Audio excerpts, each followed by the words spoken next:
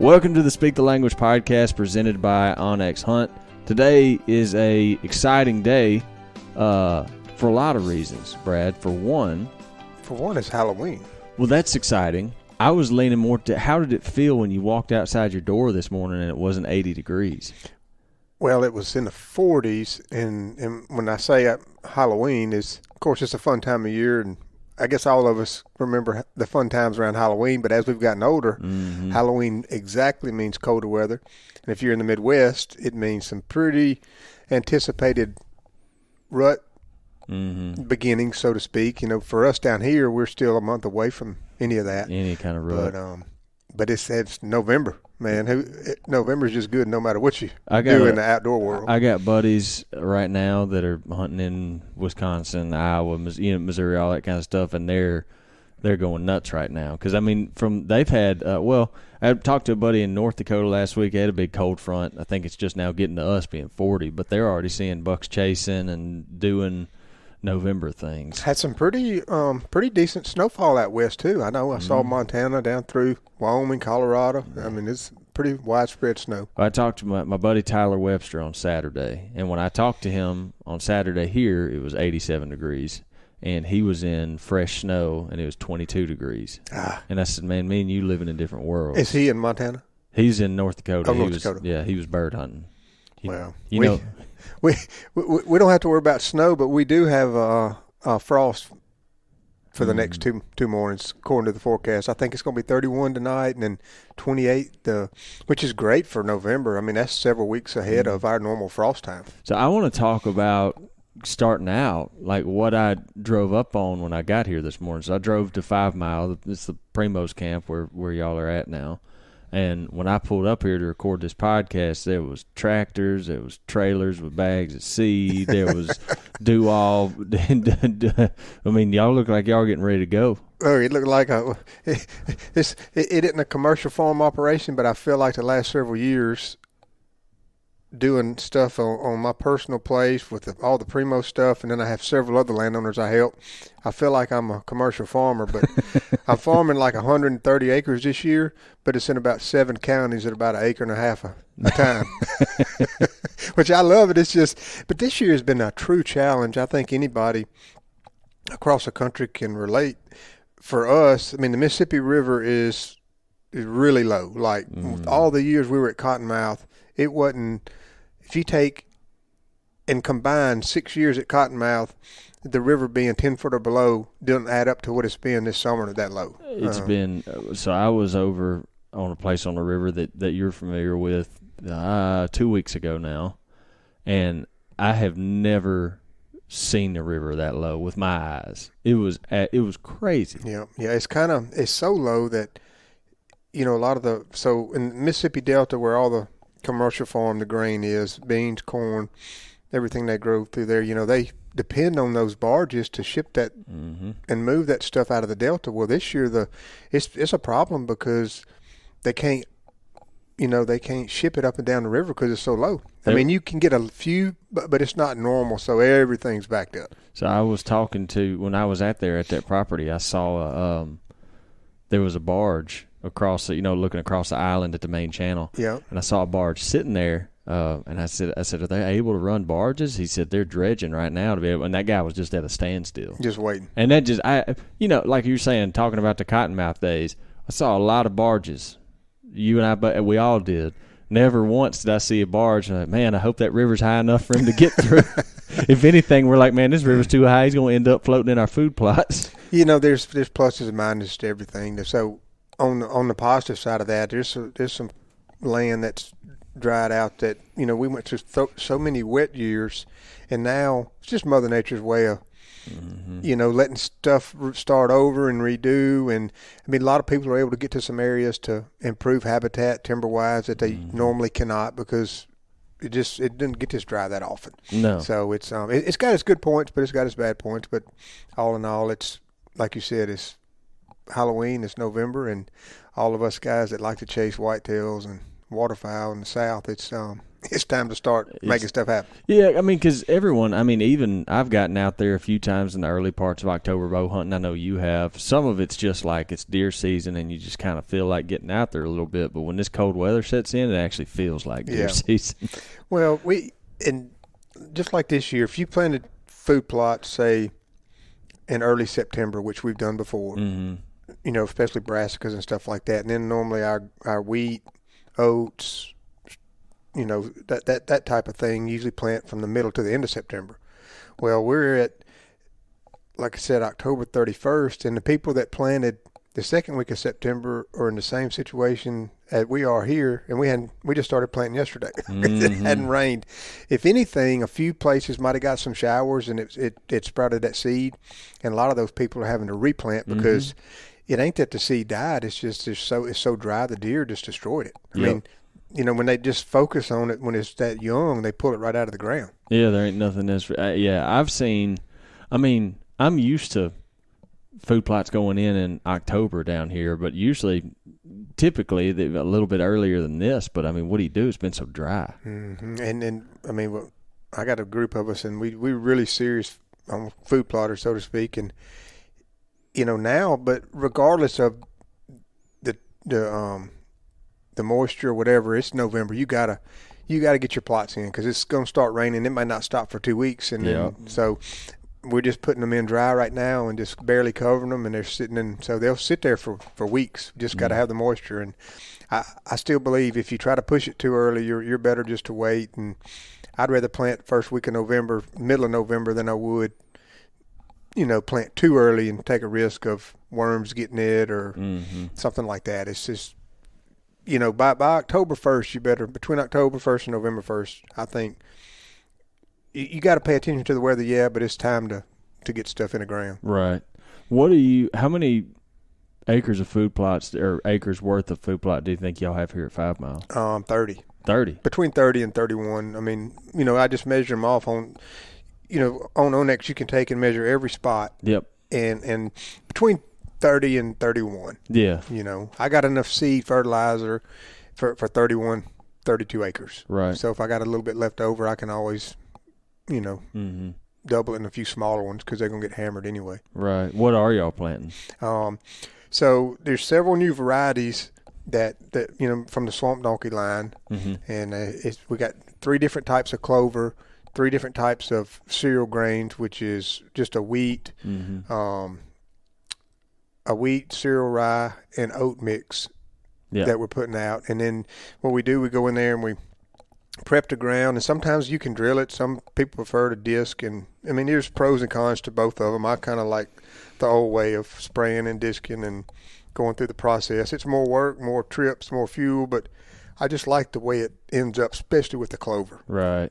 And of course, that could be an argument among many on which is the best process. And to me, it's enjoyable. So that's part of my deer season. Yeah. So I don't mind if it takes 2 days longer. Well, I always say, if you want to hear a heated debate between hunters, you either talk to them about methods in training a dog or how they should plant their food plots, because both of them are heavily opinionated subjects, and some of them there's not necessarily a right or a wrong way, but you have been doing it long enough. You've kind of got your own kind of method figured out. Well, what I like to do is take your grain, so to speak, your cereal grain type, your cool season stuff that you plant, and disc it up, smooth it, plant it with fertilizer, and then lightly cover it.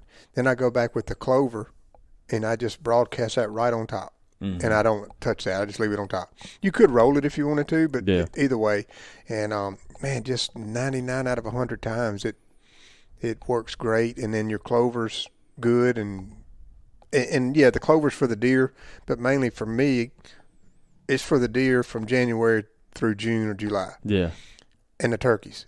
Which, and that's the main thing on what I'm focused on. The clover is really more for the last month of deer season and mainly for turkey, and then the off season for the deer. Are y'all, so this is always a fun question. So last year was the first year here at 5 Mile, right? 5 Mile, yeah. Have y'all changed any food plots, changed any stand locations on food plots? You always have like a learning year after year one. Have y'all done any big changes yet, or y'all kind of happy with where it's at? Okay. Well, let's see. I spent a month on a bulldozer here in July, so that'll tell you exactly. Okay. We had a lot of changes. Yeah.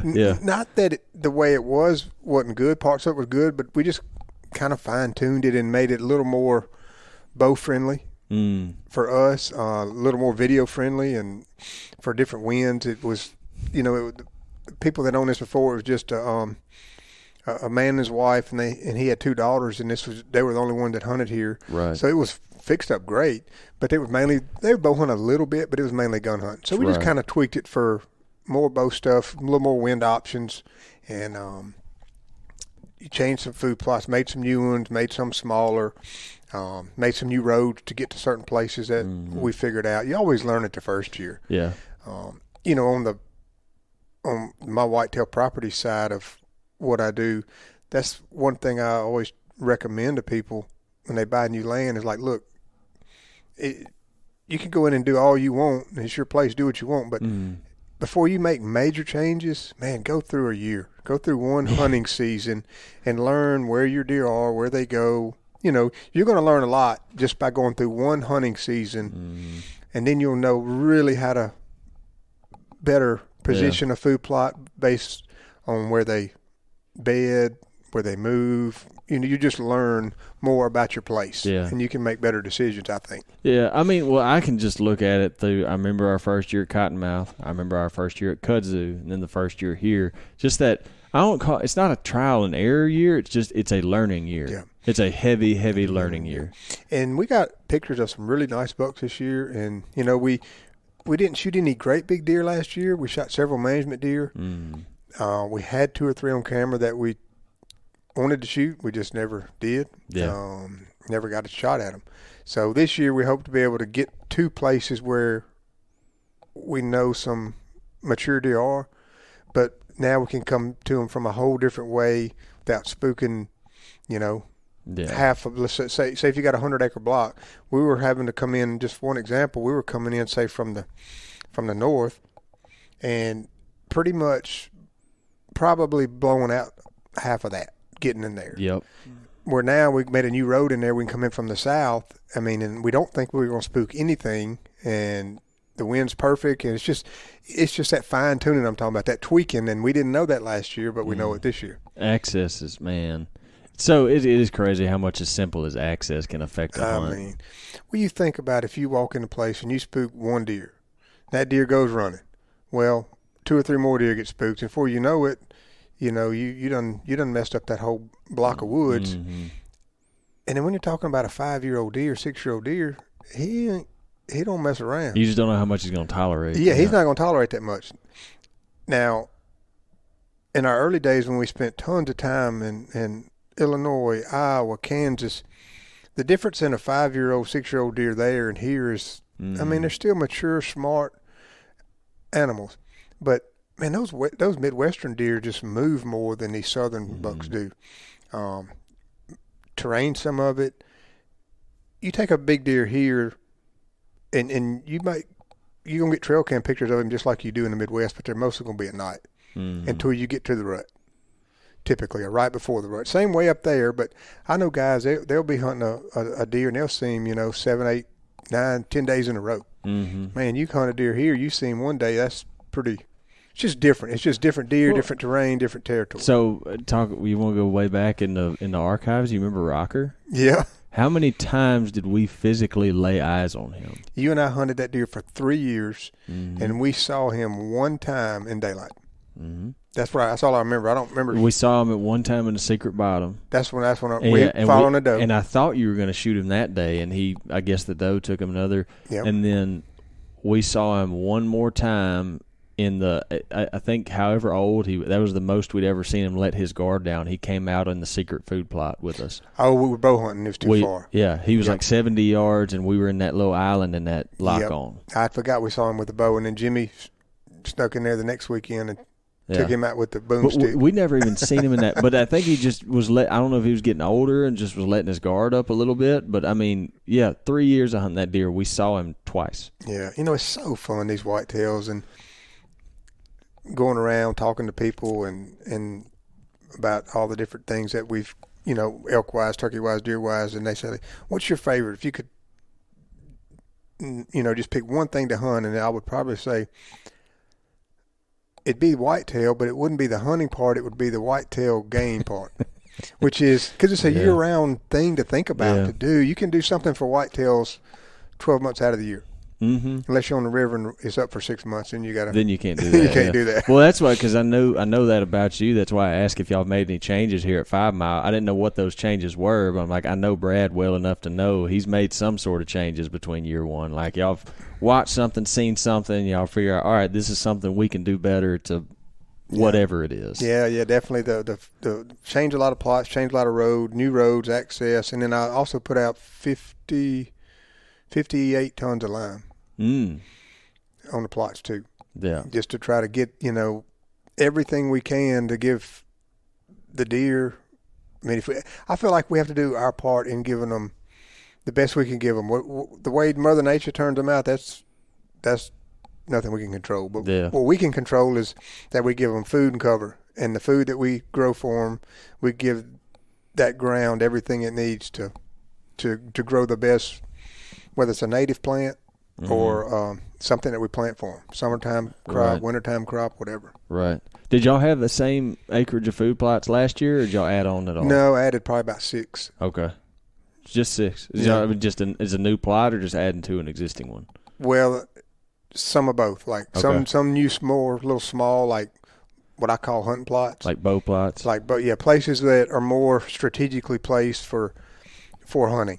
Like if one comes out there, it's good chance if you're bow hunting, you're going to get a shot at him, because we got this beaver pond in the middle of the place, and, man, they come around the end of it big time. And we didn't have anything to hunt there last year and didn't find it till later in the season. So I went in there with a plot, and I like to go find a tree and build a plot around a certain tree and a certain wind. So now you get on the edge of that beaver pond, the wind's blowing across the water. They come around the end of it, and the plot's right there. So, yeah, they could get behind us, but it's likely they won't. Right. And if we can just get a shooter buck to follow doe in that plot one evening, it's a real chance you'll get a shot at him. Yep. Yeah. Y'all, I know the answer to this question too. I just don't know how many. Y'all running trail cameras on here pretty substantially, or no? Yeah. Well, Justin and Slade have got, I'm going to say they got 15 out right now. Okay. But, I guess total acreage here that we hunt is right around 1,270 or 1,290. So, they got them on plots, and not much on the plots yet, obviously, because we're just starting to plant them. But they've been putting different minerals and different swamp donkey products, testing stuff, and we got. That's where they've been getting the pictures of the big ones. The big ones, yeah. And we're not seeing a lot yet. I mean, the cameras are pretty quiet overall because, the acorns just now started falling. Now it's been pretty wet, but good thing about here, we got a creek here called 5 Mile Creek, which is why it's named 5 Mile, and it still has water in it. Okay. And I've never really seen a year in Mississippi where water was as important as it is out west. And, man, if you got a little pond or a lake or a spring head or something with water, it's almost like, sitting over a feeder, so to speak. They coming. So I've got permission to place. We've been hunting on this place along the Big Black River, and there's a spot where it's like a quarter-acre pond. It's still got water in it, and the tracks around that pond, it looks like it's a feed trough. But like you said, it's like I'm used to. It makes me think about when you and I were elk hunting in Arizona, and you saw how reliant those elk were on those water tanks. Oh man, water's never been, that I can remember, I've never seen it be this much of an issue. Food, water, cover. It's like we never really had to worry about the water part, but it's so dry. Dry summer, I can remember. I'm sure we've had a summer this dry before in my lifetime, but I can't remember one. I can't remember since I really paid attention to moisture as we have this year. It's been absolutely crazy. Talking about water holes in the little pond. Jimmy Primos was here hunting with Justin 2 weeks ago, and they were hunting a water hole, and man, it was just. And this is why we don't hunt much in October. Yeah. I mean, some people, they work Monday through Friday, and they don't have but a day or two a week to hunt. So it's. I mean, look, I'm for you. I'd go too, but man, I just gotten to where when it's hot and that wind's switching back and forth, and that's what happened to Justin and Jimmy. They were on deer both times at these water holes, but those thermals and those wind swapping, I mean, they blew them up both times. Yeah. So Jimmy said, "All right, I'm done. Let's go." You know how Jimmy do? Well, I swung by the office earlier in October, and I was talking to Slade. I said, "Where's Justin?" I said, "Him and Jimmy are hunting," and I started laughing. I said, "I know Jimmy couldn't stand it. He had to get out there." Which, same deal. So Austin Seals, you know Austin, he was chomping at the bit. He wanted to go hunt at this spot. And honestly, I mean, you know this, I think I deer hunted 3 or 4 times all last season. I just didn't go that much. Yeah. Well, this year, I just my spark to go deer hunting just kind of reinvigorated a little bit. And so, I'd gone out there and hanging some stands, and it'd been a while since I'd hung some stands. I was like, man, I'm enjoying this, And so Austin wanted to go hunting. I was like, yeah, we'll go hunting. And well, not to bring up the fact that you did miss an elk this year and your freezer's low, so that might be one reason you were kind of – oh, my bad. Go ahead. Low blow, man. It was pretty low blow. Hey, but I missed one too. Yeah. I was about to say, you just had another opportunity. Yeah. I gave you half my elk. And there was nothing but air and opportunity on yours. I hit a limb. I got a little bit of an excuse. Oh, we had fun. Okay, you know how hunting buddies do. You got to throw that jab when you can. So anyhow, yeah, my freezer's not as full as it usually is, and Austin wanted to go hunting, and so we go out there, and I was instantly reminded. I mean, I think this was in like the first week of October, and we get out there and we're hunting, and we have this doe try to come in, and it's one of those deals like you just see her jerk her head up and then booger out. And Austin's like, "What happened?" I said, "Wind must have got her." And I said, "Austin, it's been long. I was like, I haven't been deer hunting like I used to." I said, "But you can almost count on it here at least. If you're hunting in October and the wind forecast says 5 miles an hour or less, it's gonna swirl."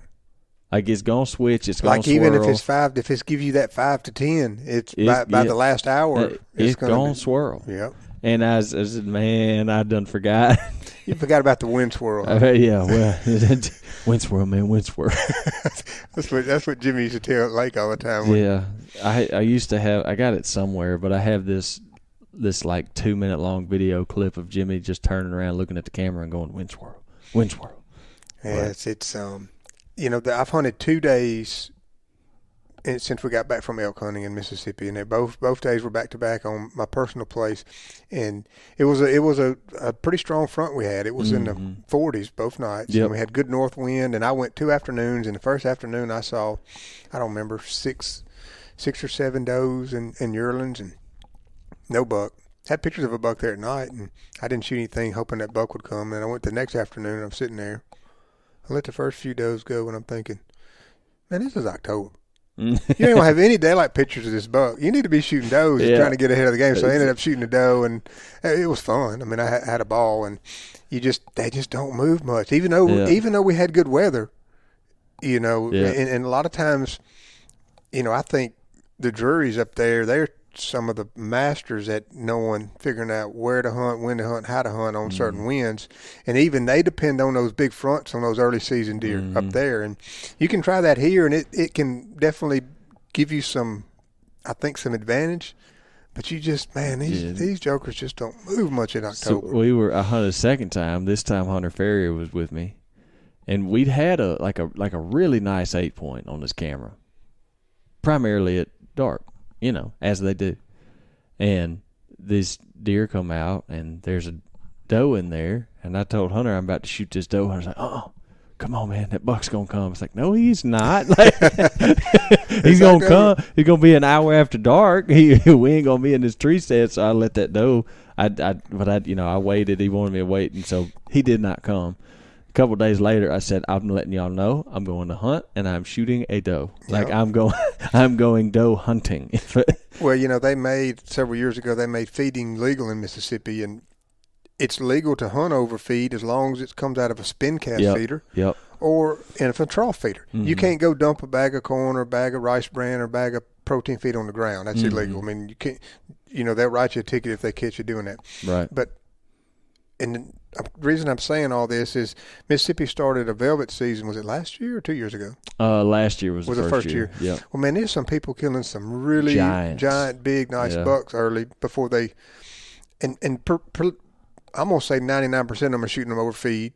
I would think so. And look, if they're not knocking anybody that does either way. Yeah. My point is that once that velvet's gone, like that velvet season, like mid-September, and then once October 1 gets here, most of our bucks are completely out of velvet by about the 6th or 7th of October, typically.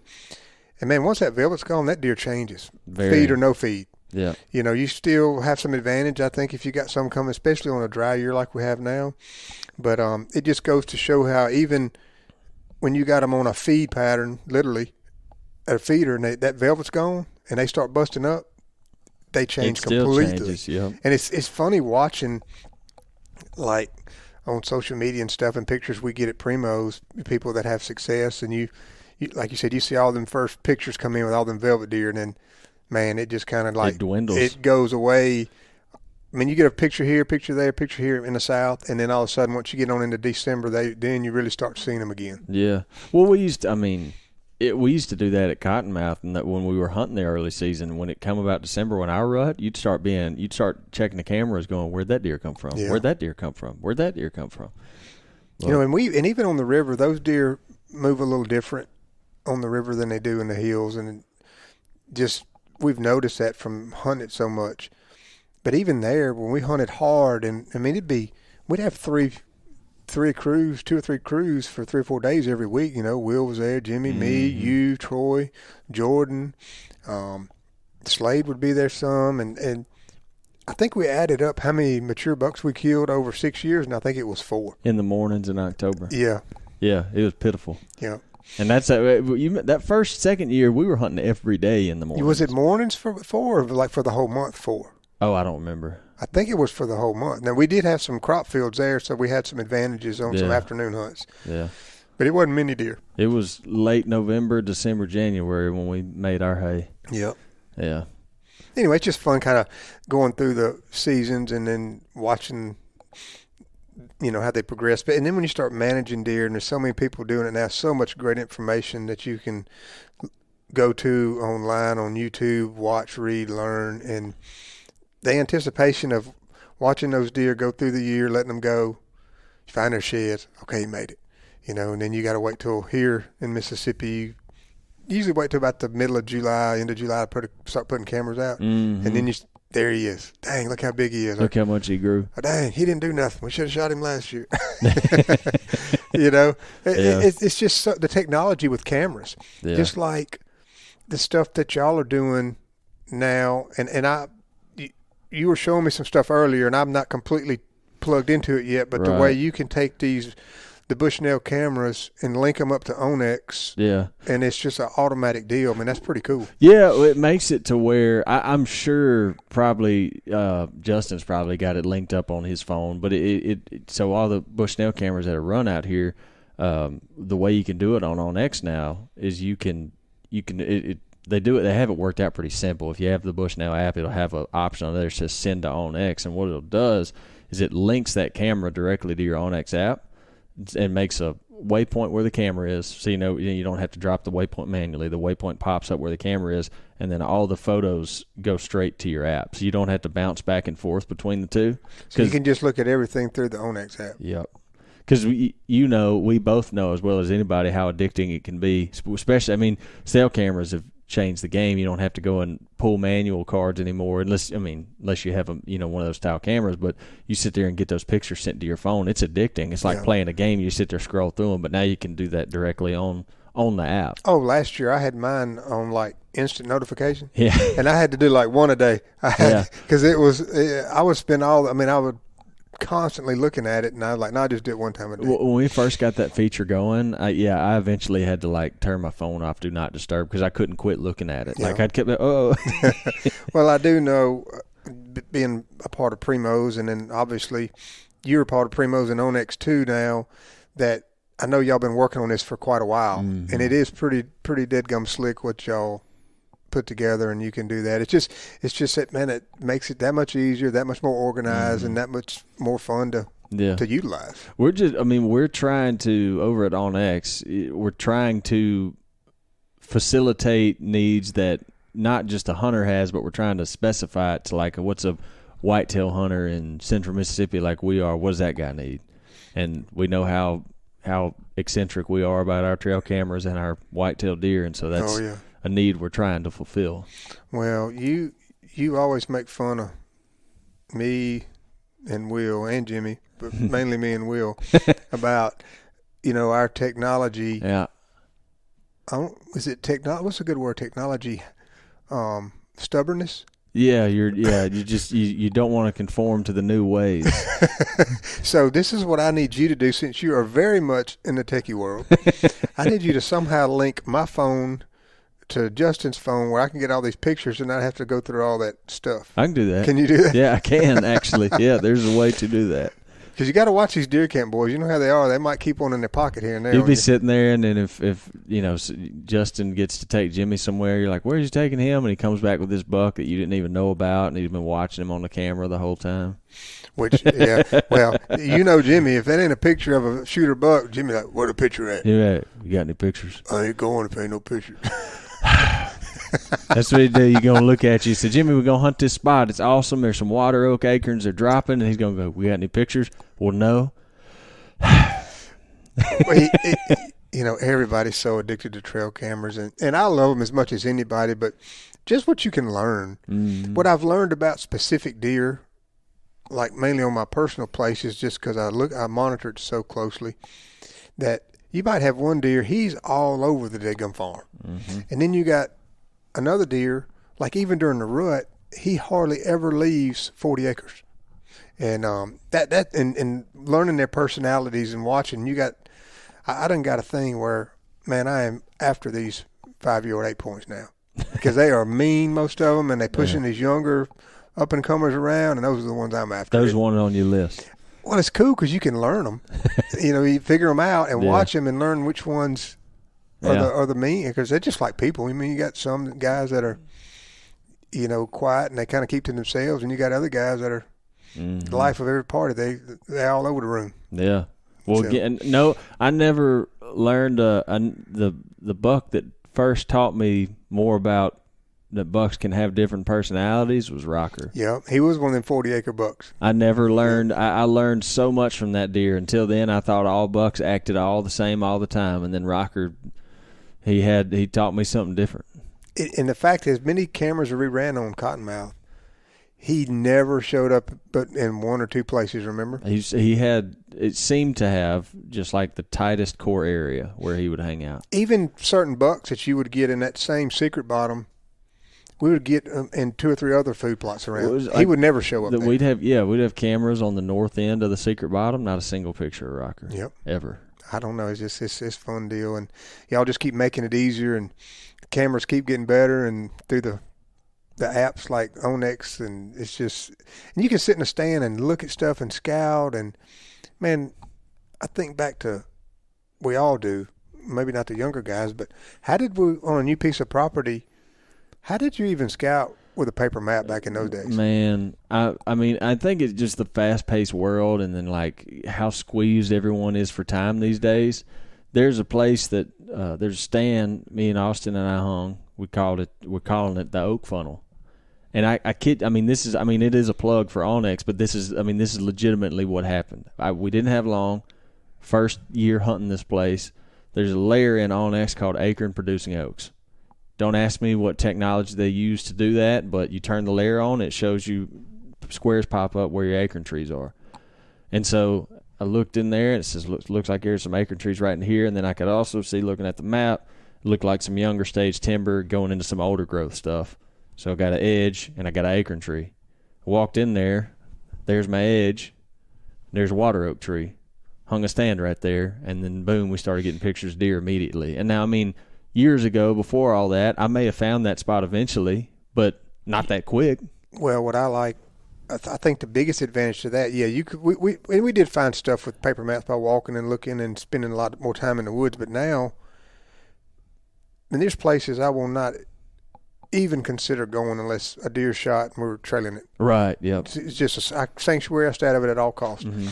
But what's cool with what you're talking about is you can get in there and you can see exactly what you're looking for, and with minimal Mm-hmm. intrusion. Yep. Or spooking deer. And even better than that is my favorite feature is, and you just showed me this the other day, is called recent imagery. Yeah, that's cool, isn't it? How much does it update every few weeks? Every 2 weeks. Every 2 weeks. So, and then it has historical look back, which is pretty cool. You can go back and see all the older images. So I was looking at the other day. I kept watching this pond get lower and lower because we ain't had any rain. Well, the recent imagery is cool because if you got somebody cutting timber, mm-hmm. if you're clearing ground, you can literally see that.